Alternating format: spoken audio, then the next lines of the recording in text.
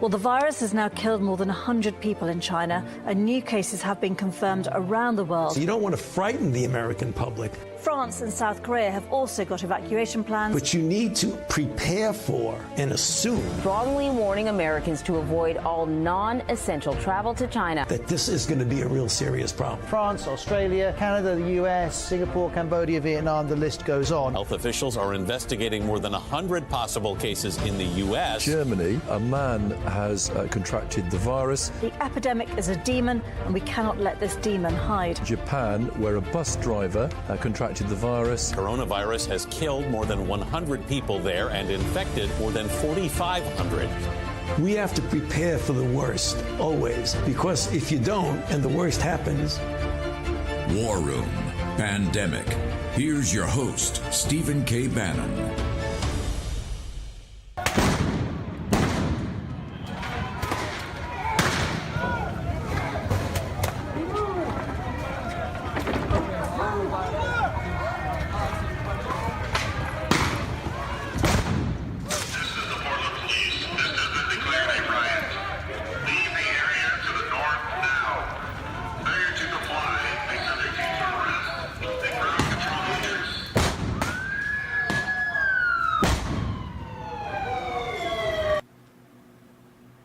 What you saw there on your screens, recent footage from Portland showing riots breaking out once again. You're in the war room. It is Monday, the 10th of August, the year of our Lord 2020.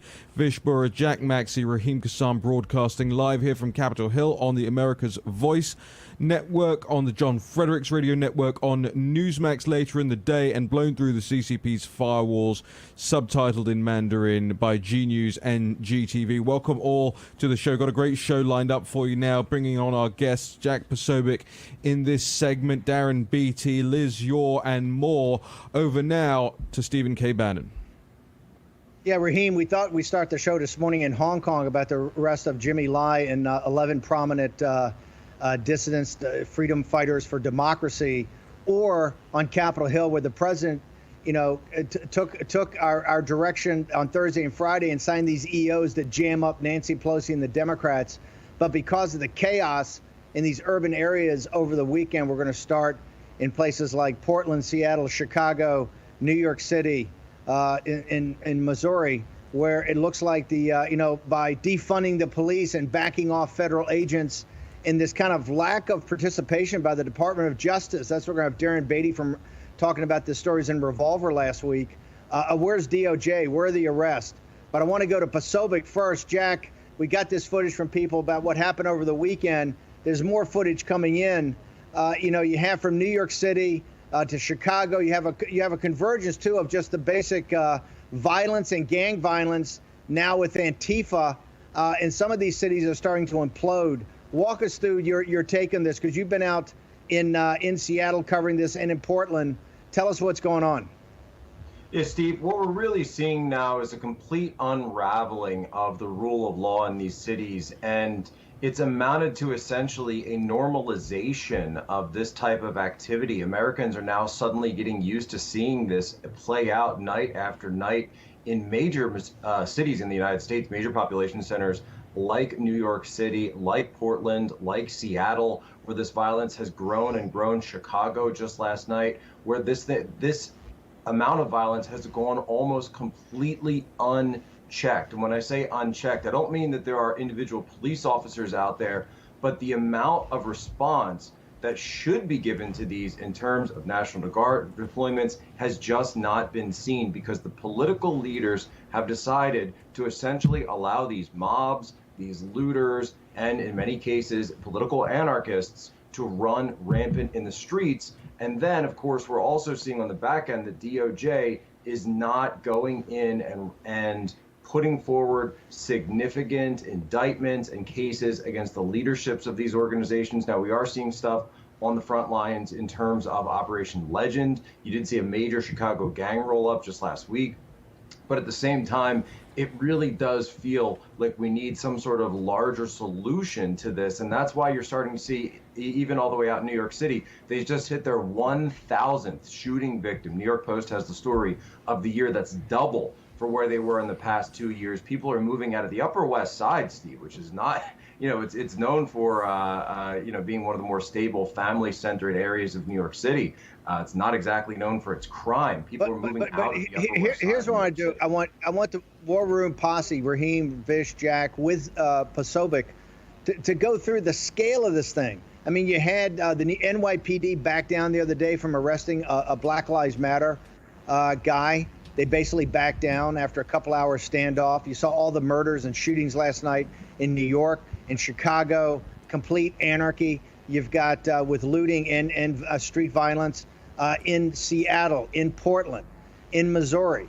I mean, this is the scale of it and the convergence of both the basic gun violence of the lawlessness from backing off the police and defund the police, coupled with Antifa and the radical elements of the Black Lives Matter, the Marxist, cultural Marxists of Black Lives Matter are really in control. And, I thought President Trump, this whole thing in Portland was to have some sort of, and we didn't agree with it, but have some sort of ordered withdrawal of federal officers because the locals could take care of it. It looked like it was Fort Apache on Saturday night, right? And Sunday was almost as bad, but there doesn't seem to be any control of it. But guys, walk through the scale of this. This is so many cities, and it's a convergence of both street gun violence, gang violence, and now these anarchists with Antifa and the Marxists, this underpinning of the Black Lives Matter movement. Right, Steve, I wanna and ask Jack that question, and Jack Maxey, feel free to jump in here as well. We heard from President Trump that the compromise was being made a week and a half, 2 weeks ago now. Again, as you say, Steve, that the local police would be able to do this. They were bragging about it. The Democrats were bragging about it. Oh, we don't need President Trump's federal officers in there to help the situation out. We've got this. But it's very clear, Jack Posobiec, that they don't got this and that the situation is worsening once again. And, you have to add in all of the other elements of this that are now coming into play. We'll talk about the 20,000 fake Chinese IDs that were found in Chicago this weekend, Customs Border Protection reporting that. We'll talk about what's being planned for Washington, D.C., the White House siege that Antifa and Black Lives Matter are planning between September and November the 3rd. But Jack, I want to ask you this question. Now, if you're President Trump, what is the situation as far as you're concerned? You've got this happening in Portland. You've got the malls being broken into and looted in Chicago. You've got New York at an all-time high once again. Should he and Bill Barr be coming out right now, putting those federal agents back on the streets and saying, you tried, you failed, we're going to have to take control of these streets? Well, look, all the way back in February, even before any of these riots started, I predicted that with these lockdowns and with the economic devastation and the destabilization of our cities, that we would see LA riot type events across the country. And unfortunately, that's come to pass. What the president has talked about doing and the White House is currently discussing and considering is if these governors refuse to mobilize their National Guard forces. And these are people who are trained in peacekeeping. They are trained in riot control. They are trained at taking care of these very specific types of situations very directly. That they are talking, if these governors don't do that, then the president has the ability to federalize those units and to call them up for the Oregon National Guard, the New York National Guard, at the Illinois National Guard. They would be able to do this for these major population centers to simply provide order. Now, it wouldn't need to be something long term. It would just really need to be something that's a show of force. Break it down from the actual peak of this, like we saw in Baltimore in 2015 when Barack Obama was president and the National Guard was called in to pacify the city of Baltimore after the Freddie Gray riots. So this is something that's been done many times in the past. I think there is a plan for it. And the president, if these governors aren't going to be able to do so, I think the president is really considering doing that. Steve?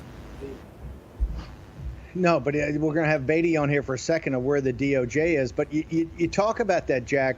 But what's happened overnight? I mean, local authorities clearly can't handle this. Why is there not more movement today? And you were out there in Portland. In Portland, are we in the 75th day of that?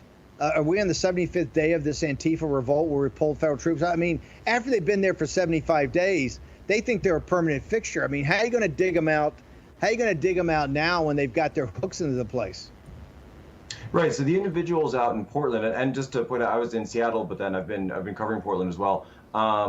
With 75 days since the drawdown, and it's not a complete abandonment, but a drawdown at the federal courthouse with Chad Wolf's forces that he brought in to augment. Now what they've done is they've changed tactics. They're now targeting the police officers' union hall, the PPA. They're going after that. They firebombed it the other night. They attempted to break in and commit arson. These guys know what they're doing. They know what they're about, and they're using distributed tactics in essentially an open source movement. You're now seeing closed black bloc activity. For 75 days, Steve, they've been able to develop a hardened cadre of a vanguard. If you read their literature in terms of what they talk about it, they've been able to develop units, medical systems, supply routes, legal support, their planning, mapping. That's why you're actually seeing now an advancement in their tactics. They're moving out to cover more ground to go after various other tactics. And it wouldn't surprise me if you would start to see actually multiple black blocs operating within one city at the same time with some degree of connectivity between them. Let's bring in Liz Ure for a second. Liz is a former prosecutor for Chicago. We're going to have her on later in the show to talk about the Vatican, China, and the secret deal, all that. But she's a Chicago native and highlighted to me last night and this morning what's going on. Liz, walk us through what actually happened in the city last night, because the press reports, I don't think, fully grasp the scale of the chaos and anarchy in Chicago overnight. Well, Steve, this was all over social media at 9 o'clock last night. So they got a heads up. The mayor supposedly called in 400 additional Chicago police officers, but they were overwhelmed. You know, Michigan Avenue, the Magnificent Mile, is the crown jewel of Chicago, and they hit it big. They hit Nordstrom's, they attacked and looted Macy's, jewelry stores, ATMs, the water tower place. It was organized, and frankly, the cops were overwhelmed. What they did was the city lifted the bridges, closed off all the major highways coming into Chicago, the feeder highways. Lakeshore Drive, another jewel of Chicago, was closed down. This morning, people are reporting being terrified walking to work. There's indications that the looting is still going on, but has ramped down significantly. They're going into northern areas, Old Town areas, going south to Roosevelt Road. This is what people need to understand. The major cities are the economic engine of the states. These major cities are being shut down. Their economic base is being eroded. And what is happening is that Antifa is marching eastward to the favorable big cities that have complying and weak mayors who are afraid to get tough with them. Steve, I've been saying for a month, the federal government needs to start charging 18 U.S.C. 2101, crossing state lines to incite a riot. We know when they interview these guys that they're coming from out of state. That's where there's a federal jurisdictional issue that they need to start prosecuting. And we've got to stop using the words federal troops. Federal agents and federal law enforcement need to be brought in to supplement Chicago police departments and the National Guard. There's indications National Guard, the Illinois Guard, has not been called in. So this is the example of where you have weak states attorneys who've been put into office by George Soros, weak mayors. The city is overwhelmed at this point, attacking the most prosperous. Liz, we want you to hang on for the next segment. Yeah, just hang on for us. We've got a break in 40 seconds here. Steve, anything further before we break? Look, it's tough. I'm the chairman of the Rule of Law Society. It's you know, for China, and you see what happened in Hong Kong where they snatched the leaders last night with no rule of law, this national security, and then you see the anarchy and chaos in the streets of America. Somebody's got to step up to the plate. Next segment, we'll have Darren Beatty, Liz Ure, Jack Posobiec will join us back in a little while, talk about anarchy and chaos in the big cities of America. And the whole team returns. #WarRoomPandemic to have your say on Parler, on Twitter. We'll be right back after this short break. Hello, I'm Mike Lindell, and as you know, my passion is to help each and every one of you get the best sleep of your life. That's why I created my new Giza Dreams bed sheets. I guarantee you they'll be the most comfortable sheets you'll ever own. With the Giza Dream Sheets, I'm getting the best sleep of my life. They are so soft and smooth. I never slept so good. I fall asleep faster because I'm actually comfortable. I started by using the world's best cotton called Giza. It's only grown in a region between the Sahara Desert, the Mediterranean Sea, and the Nile River. It's ultra soft and breathable, but extremely durable, which is why I can give you my full 10-year warranty. But I didn't stop there. My Giza sheets also include full 21-inch wide pillowcases that will fit over any pillow and deep pocket sheets that will fit over any mattress. I guarantee you the first night you sleep on my sheets, you'll never want to sleep on anything else. Go to MyPillow.com or call the number on your screen right now. MyPillow Giza Dream Sheets are available in a variety of colors and will be the softest, most comfortable sheets you will ever own. Use the promo code and get 2 for 1 low price, plus free shipping. Giza Dreams are made with the finest, most sought-after cotton in the world. Giza cotton was once reserved for only the finest dress shirts, but is now available in Mike's Giza Dream Sheets. They feature a beautiful silky sateen weave that helps keep you cool and comfortable all night long. With the Giza Dream Sheets, I'm getting the best rest of my life. I love my Giza Dream Sheets. Go to MyPillow.com or call the number on your screen right now to get your very own MyPillow Giza Dream Sheets. Use the promo code and Mike will give you a very special 2 for 1 low price and free shipping. That's right, get 2 for 1 low price and free shipping. Call or go online now. For the best night's sleep in the whole wide world, visit MyPillow.com. This is Kate. Hey. She takes 2 prescriptions. Kate's son Jack takes 1 too. Kate works hard and thought she had good insurance. But she still pays too much. That's no good. So Kate downloaded the GoodRx app. Now she can compare prescription prices to find the best discounts. She even beats her insurance price. Good for you, Kate. Good for you. GoodRx. Stop paying too much for your prescriptions. Download the free app today. These are our classes, our happy hours, our dates, our birthday parties, our shopping. We're learning new things. Nice technique with that knife. And getting in touch with things we left behind. These are our lives now. Come be a part of it online. GoDaddy is making it possible for everyone to create a website for free. Learn more at GoDaddy.com. War Room Pandemic with Stephen K. Bannon. The epidemic is a demon, and we cannot let this demon hide. War Room Pandemic. Here's your host, Stephen K. Bannon. Well, 2020 has been a gut punch for American business, and if you're going to succeed, you need every possible advantage. NetSuite by Oracle is what smart companies are run on. The world's #1 cloud business system, a sponsor of this show. You can get your free guide right now at netsuite.com/Bannon. Welcome back to the War Room. Guys, I have a little piece of information, not exactly breaking news, but it is illustrative of the problem that we have, and I know Steve's got some very strong opinions on this. Just hit us with the news. Ken Cuccinelli was at a law enforcement appreciation picnic yesterday in Virginia, and he had some strong words that we don't see getting backed up in the street. He said, there are peaceful protesters. We all want to protect them. There are rioters and criminals. Frankly, we'd all like to arrest them. But among them are the ones that are targeting law enforcement to put fear in the heart of law enforcement and to try and compel us to make policy changes through violence. We have a word for that in the English language, and that word is terrorism. Steve, back to you. Look, I love me some Ken Cuccinelli. He's a fantastic guy. I think he's done a really solid job over at DHS. I think there are greater things in his future. However, I'd rather not hear that eating a cold drumstick at some picnic in rural Virginia. I'd like to have him out in Chicago or in Portland, throwing down on these criminals and throwing down terrorists. Where is Antifa? This is Ken didn't know Antifa, a month ago on TV, didn't know Antifa was an international organization. Why is Antifa not been declared a terrorist organization? Why are we not going after the financing? Why are we not using the full powers of the federal government, the Department of Justice, to go after this?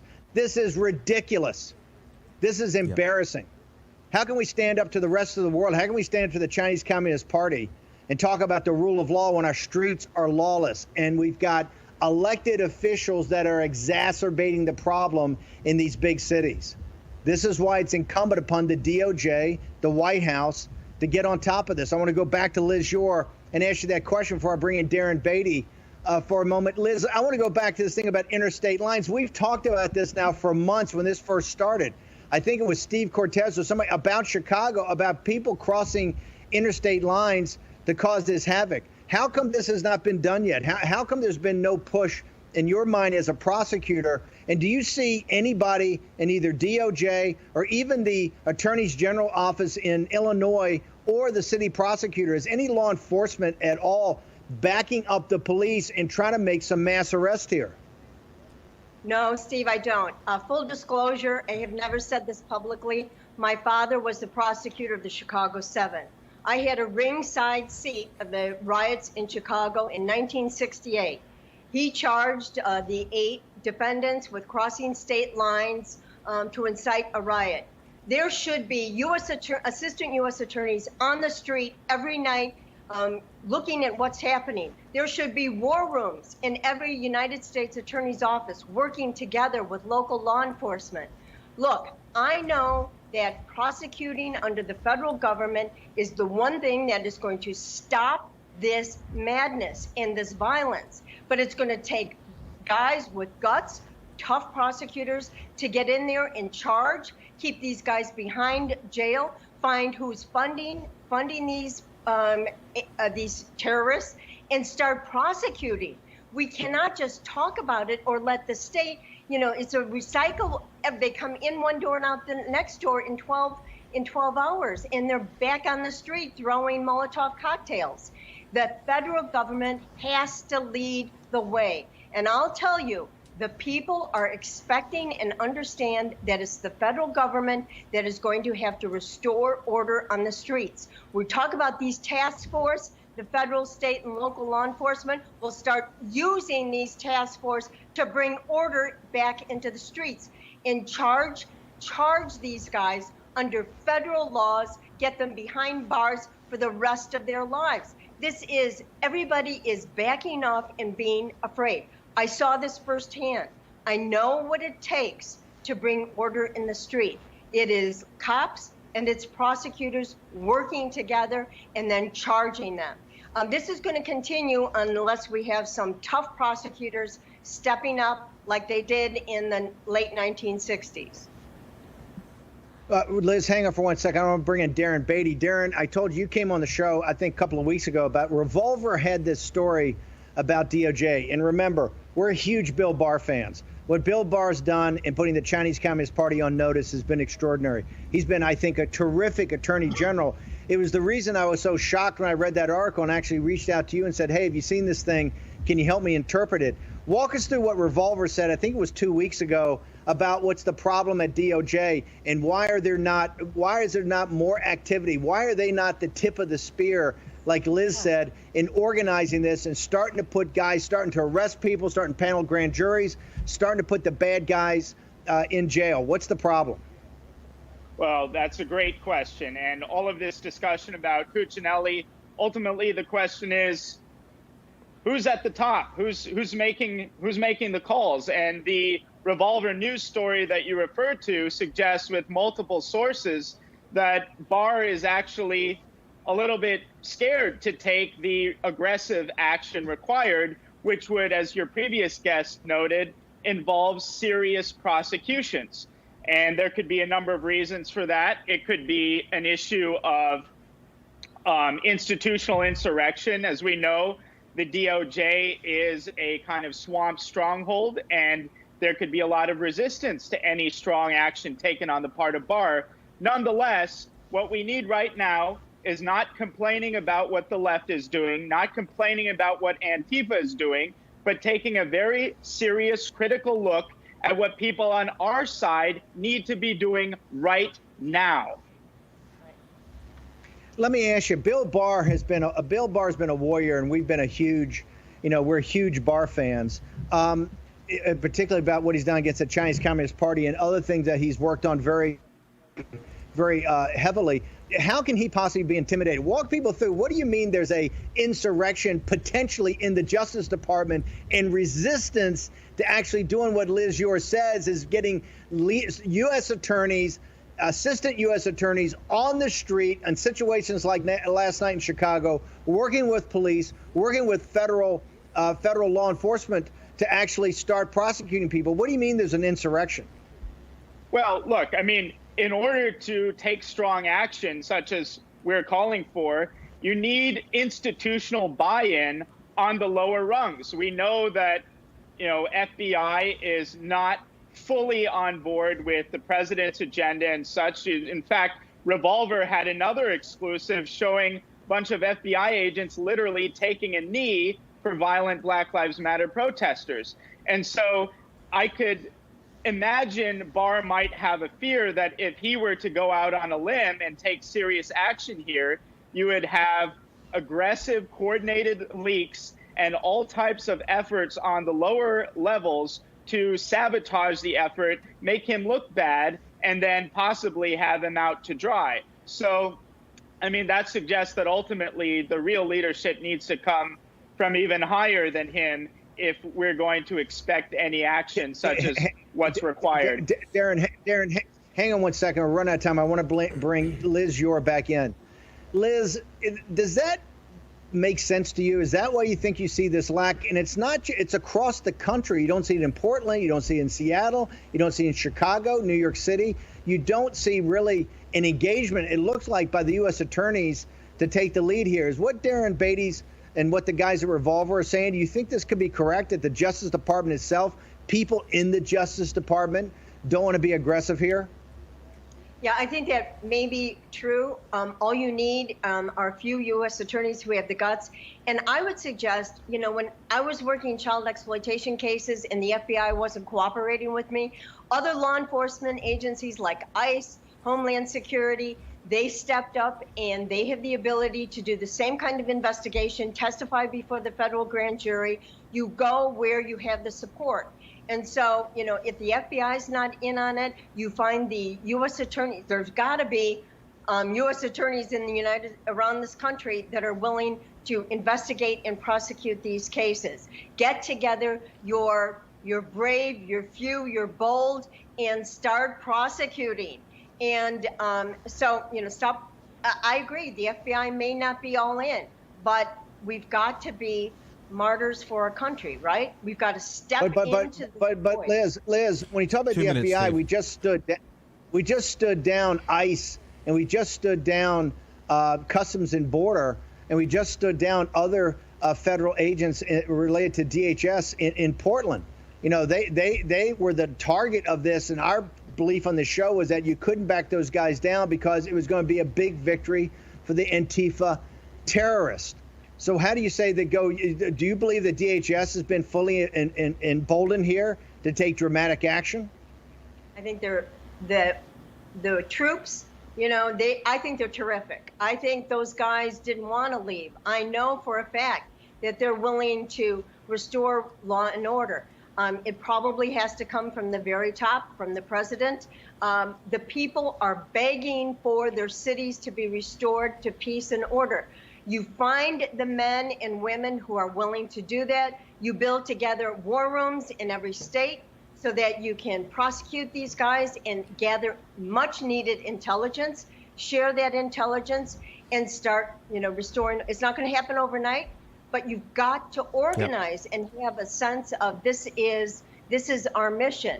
The primary purpose of law enforcement is the safety of the citizenry.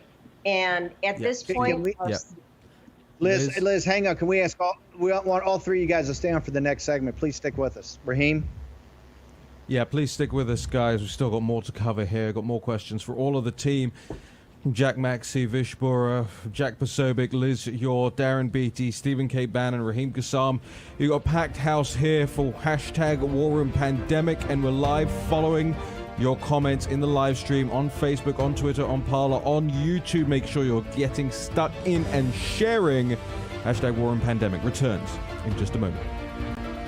Stay tuned to get a free pan from Granite Stone. Stuck on eggs, burnt on batter. You can scrub and scrape, but you can't escape the nightmare of your sticky pans. Introducing the Granite Stone Pan, the all-new durable non-stick pan. No butter or oil needed. Watch, we melted down these sticky candies in Granite Stone, and it just doesn't stick. We cooked a half a dozen eggs, bacon, cheese, and tomato breakfast with no butter or oil, and it just doesn't stick. Look, caramels, chocolate, and cheese. Unreal for any other pan, but not for Granite Stone. It just doesn't stick. Granite Stone will be the last pan you'll ever need because it's pressed from a solid aluminum disc for even heat conduction, then coated 3 times with our durable Granite Stone finish. Granite Stone is metal utensil safe and won't scratch. And talk about non-stick. This salmon cooked skin side down with no added butter or oil just doesn't stick. This steak is perfectly seared just like the pros. And because Granite Stone is oven rated to 500 degrees, we bake this upside down pan pizza to perfection, and it just doesn't stick.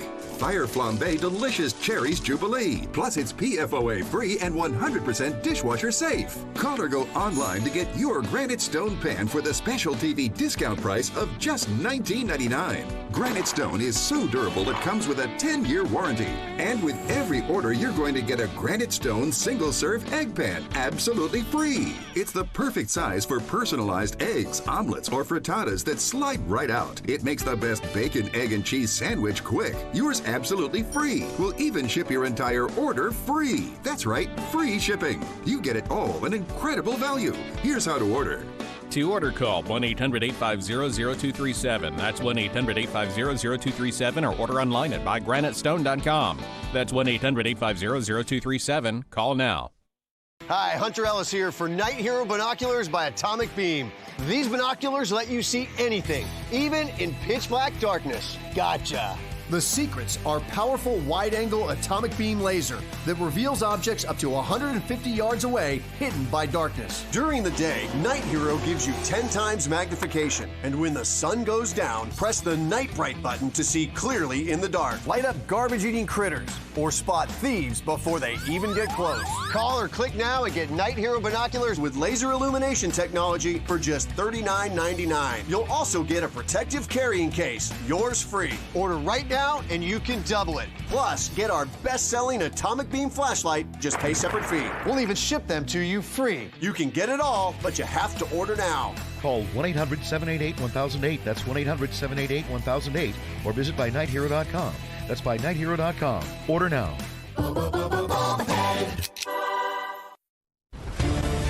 War Room Pandemic with Stephen K. Bannon.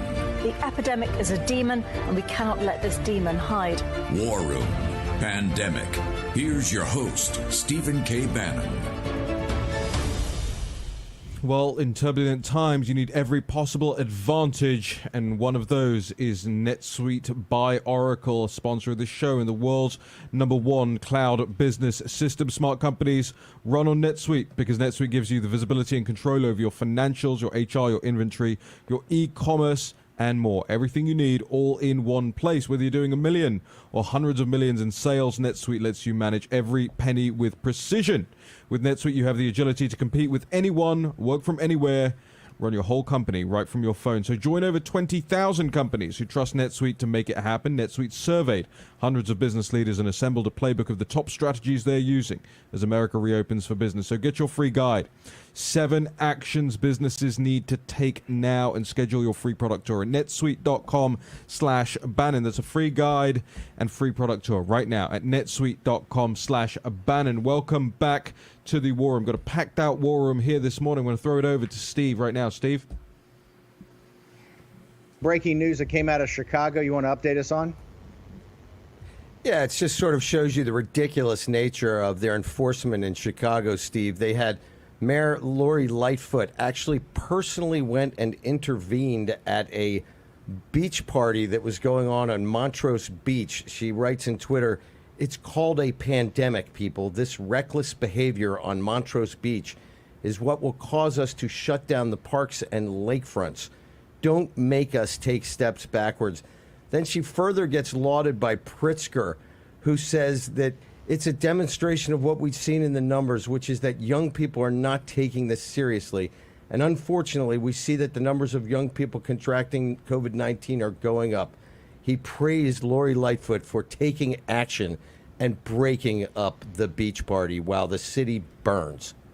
Steve, back to you. These are two. The governor and the mayor are AWOL during this crisis in Chicago. I want to go back to Darren Beatty for a moment. Darren, Antifa. Liz talked about RICO. She talked about crossing interstate borders. Isn't Antifa got all the characteristics of what Cuccinelli says is a terrorist organization? Why have they not been designated by the White House and by this administration as a terrorist organization? That's a great question. They certainly bear all the markers of a terrorist organization. And in fact, I believe the president did tweet his intention to so designate Antifa as a terrorist organization. So unfortunately, that tweet seems to have fallen by the wayside of excellent tweets like the birthright citizenship tweet that seem to never find a way into successful implementation. So hopefully they will follow up on that. I do think the institutional issue that I raised earlier is quite relevant here. I would go out on a limb to say, perhaps provocatively, that there are many elements within our bureaucratic apparatus of the executive powers that are at least in sympathy with Antifa. In fact, I might even characterize Antifa not simply as a terrorist group, but as a quasi-paramilitary force for certain elements of the American ruling class. And that, I think, complicates the issue. And it's quite disturbing to see the parallelism between how Antifa and Black Lives Matter function and how, for instance, color revolutions function overseas. I think there are parallels that have deeply disturbing suggestions and that might gesture toward why it's been difficult to actually designate this as a terrorist group from within the United States government. Okay, hang on one second. We got Liz Ure, we got Jack Posobiec, two experts. I want to go back to Darren Beatty. You said you believe that Antifa has characteristics of a paramilitary operation of certain segments of America's ruling elites. That is explosive. You're one of the smartest guys I know, so please unpack that for a second for our audience. What do you mean by that? Well, I mean, they claim to be this kind of brave left-wing revolutionary force attacking power structures when, in fact, every single powerful institution in the country, including all of the major corporations and tech firms, have expressed support for the rhetoric associated with these riots. So the notion that they're actually challenging the power structure in this country rather than serving as a kind of shock troop, as a warning to the American deplorables as to what's coming if they don't step in line, I think that's kind of more what's going on here and speaks to the reason as to why you're not having any serious prosecutions. Again, it's just like when you see certain fake protests going on overseas and you wonder who's behind this. There's a force behind this. I think there's a similar dynamic here in the United States that at least partially accounts for some of the disturbing inaction that we've so pointedly identified. I want to bring in Jack Posobiec for a second. Jack, you've actually been out there behind the lines. You were in embed in this kind of undercover out, and I believe it was in Seattle in the Chaz at that time. Is Darren Beatty right? Is this really more of a paramilitary operation, fairly well coordinated with different elements of it, and you think working as the running dogs of certain elements of the American power structure? Well, Steve, let's talk about Seattle for a little bit, because it was actually in Seattle in 1999 when the first wide-scale black bloc hit sort of the national scene.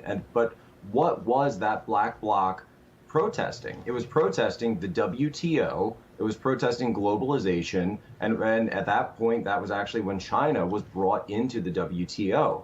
throughout the early 2000s, you saw Black Bloc protests and anarchist actions against the G8. You saw actions taken against globalization, offshoring, outsourcing, and even the European Union. I'm sure Raheem Kassam could talk about that. However, all of a sudden, since Occupy Wall Street, Zuccotti Park 2011, when that spread, now you're seeing a complete switch. And instead of protesting the power structure, they actually seem to be shoring up that same power structure that they once protested.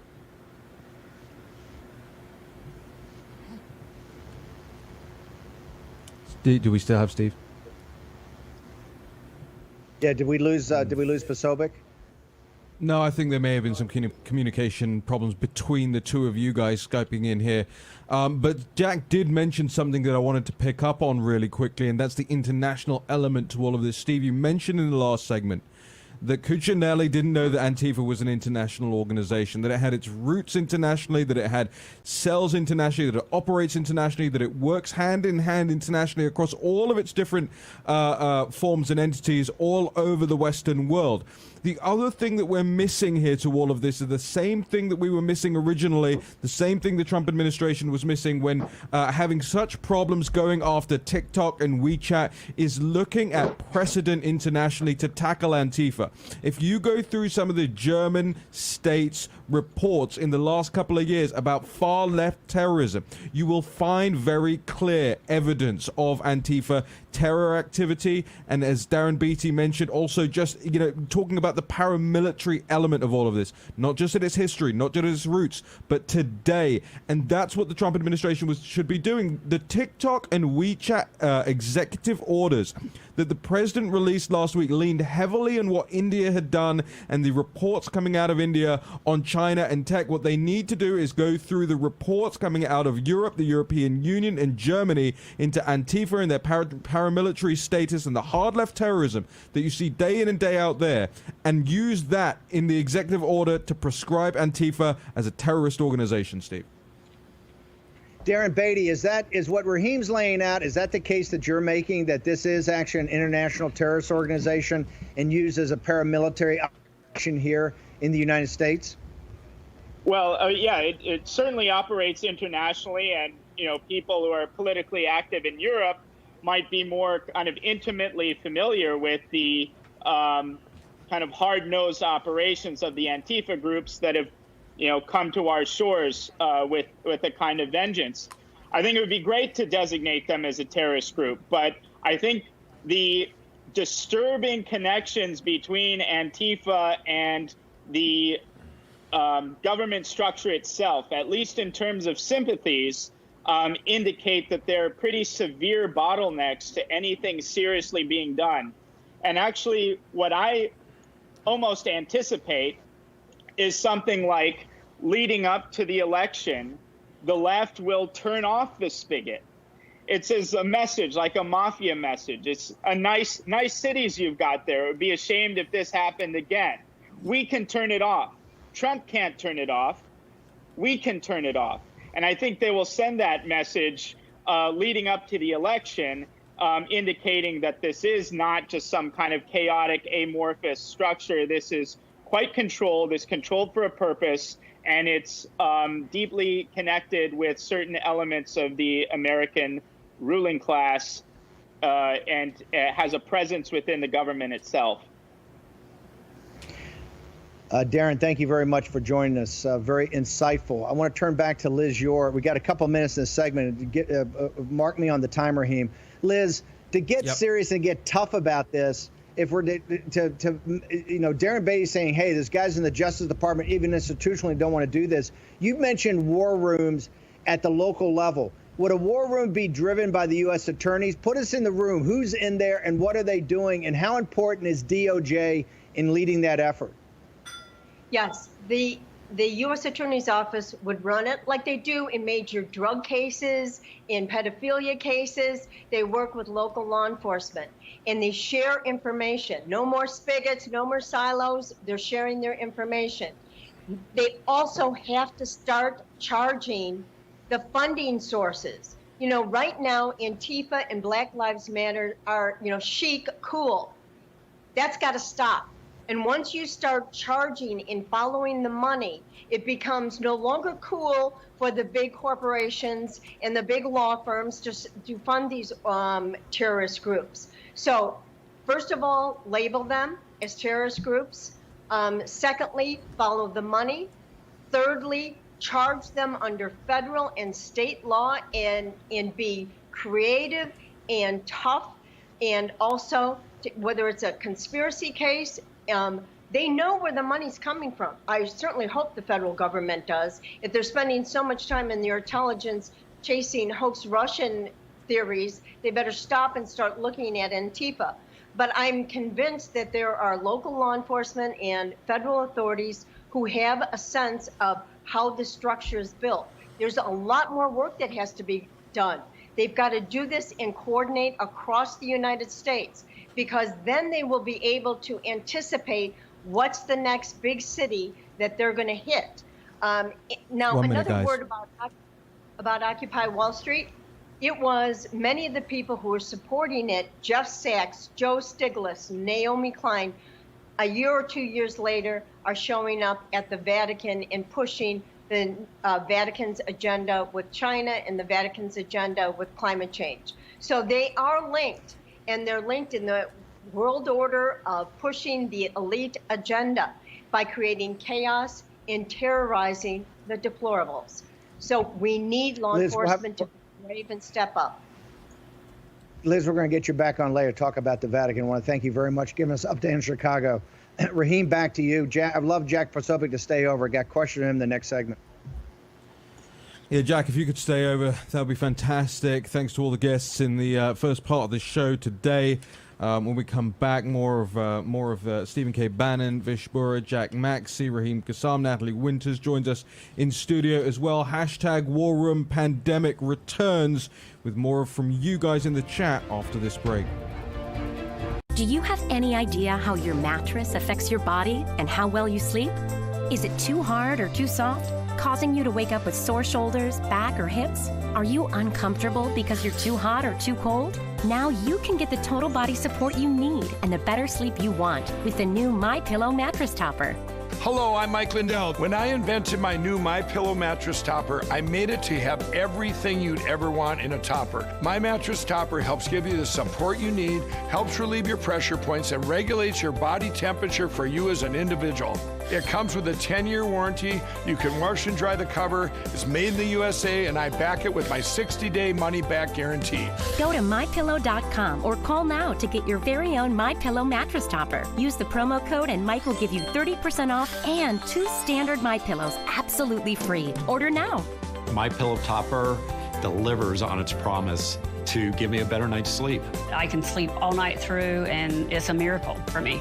Mike's exclusive 3-layer design starts with a layer of MyPillow foam, providing you superior support and comfort.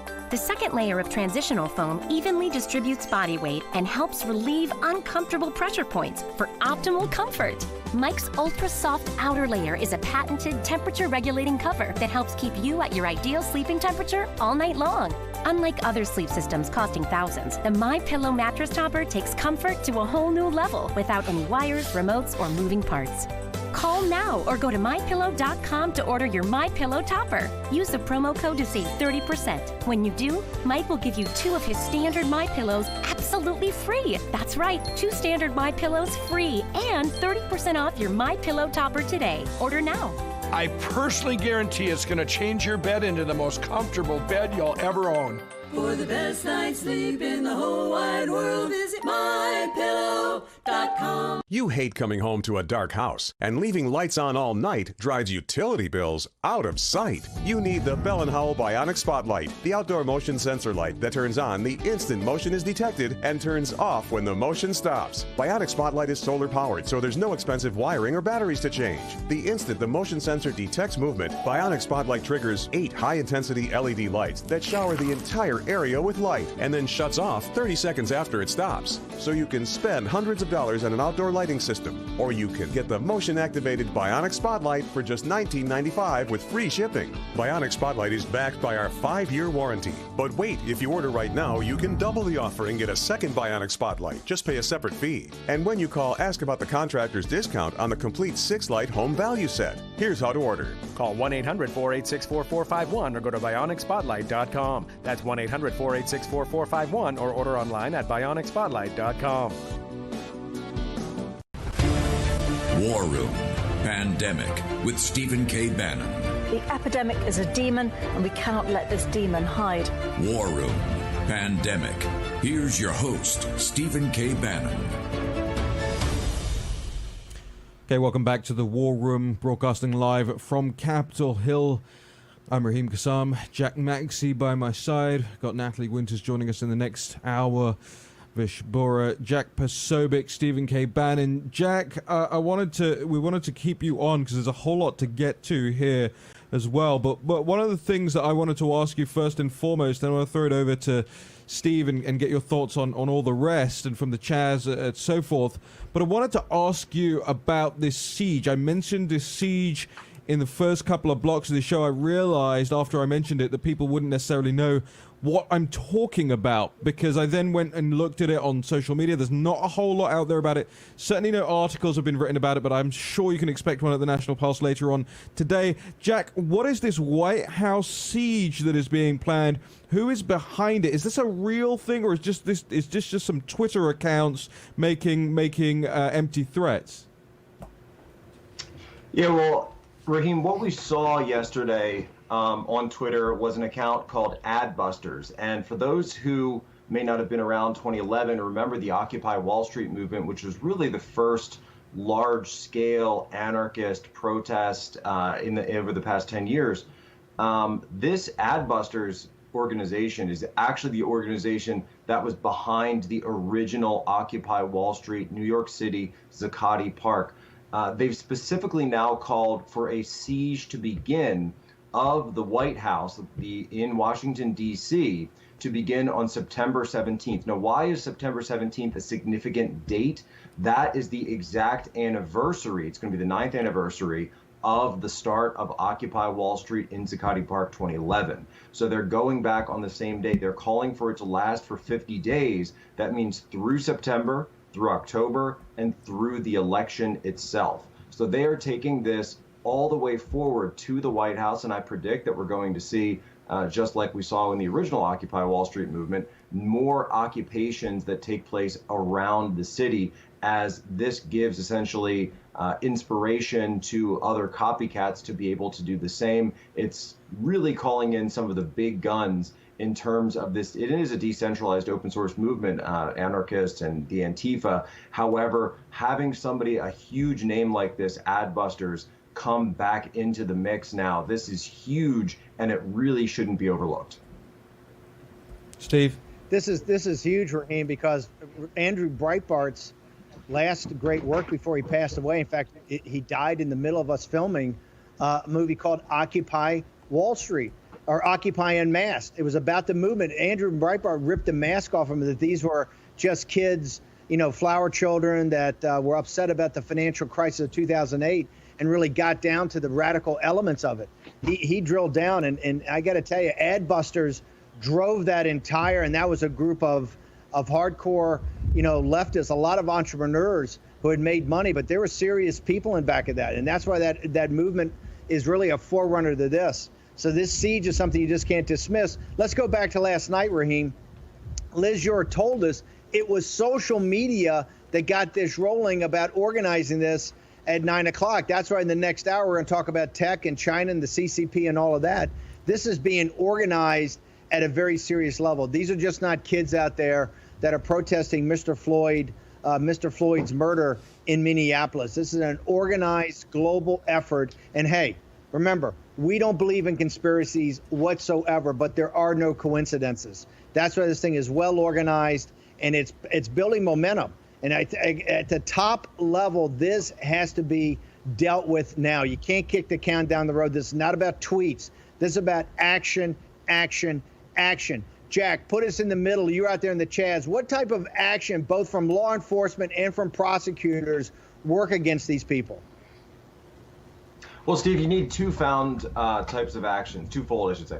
From a perspective of the streets, what you really do need is a serious martial presence. And when I say martial presence, I don't necessarily mean, tanks rolling down the streets like Tiananmen Square. Of course, that's not who we are. We need law enforcement that's able to protect themselves, that's able to carry out their job safely, but also to make sure that lawlessness and anarchy do not break out. In Seattle, at the East Precinct, what I saw, they attempted to do that. The mayor stood down, abandoned the precinct, and that led to the creation of the Chaz. Those days, that month of June, back in June of 2020. That led to lawlessness, it led to shootings, led to opportunists, gang violence coming into there, complete usurpation of the rule of law and the foundations of our republic itself. And then, on the next level, the fact that you still, at this point, have not seen any serious prosecutions come out of Chaz, when we know there's at least 2 murders that took place in there. This is really shocking, and that's why if you go back and look at Seattle just last night, the same groups are actually active again. They're looking to retake that territory. They want to take it back to tell the people of Seattle that this is their city. And what's the city council doing out in Seattle? They're not fighting back against them. Just yesterday, they decided that they were going to cut the city police chief, Carmen Best, her salary by $100,000. Now, she's going to be being paid $100,000 less than her white predecessor. I guess that's institutional racism. Steve, you've got about a minute and a half. Jack, I want to thank you. Yeah, Jack, I want to thank you for taking time away today to join us. Your reporting has been fantastic. In fact, you've been attacked by those people in Washington, D.C. So just want to tell you, next time you do that, make sure you've got security and you're well protected, because you're too valuable an asset to people looking for freedom and law and order to be messed with. So thank you so much for joining us this morning. Thanks, Steve. I'll go with him, Steve. I'll send Vish. Guys, I gotta tell you, we're going to start this show today. We're going to talk about the tremendous town hall we had over the weekend on hydroxy that Jack Maxey and the team had. We were going to talk about Hong Kong, the Chinese Communist Party, technology, the debates on the Hill. But this shows you what's really going on in the country. And we talked about this weeks ago. Where's the Justice Department? We're huge fans of Bill Barr. He's been a tremendous, tremendous attorney general. On this one, he's got to step up to the plate. We got to start seeing some arrests. We got to start seeing the prosecutorial side of law enforcement. Guys, back to you. I know we got a big hour. I think we're going to try to have Mark Simon on about he got indicted in Hong Kong over the weekend as Jimmy Lai's partner. We're going to try to get him on at the bottom of the hour. We got Liz Yore and Natalie Winters joining us next hour. Well, of course, the good news is, despite having to change it up and get to all this other stuff in the first hour, we've got a lot more time left, ladies and gentlemen. So make sure you're staying tuned. War Room Pandemic returns with Raheem Kassam, Stephen K. Bannon, Jack Maxey, Natalie Winters, Vish Bora. Just a moment. Hello, I'm Mike Lindell. You know me as the My Pillow guy, but what you might not know is my story.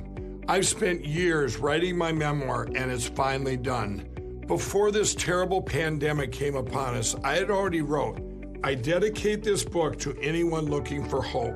Well, right now, we're all looking for hope. And I've always used mathematics to prove that God exists. In our lives, we've had things happen that are 1 in a million or a 1 in a billion, or we might say that's impossible. Well, when do we say it all has to be a miracle?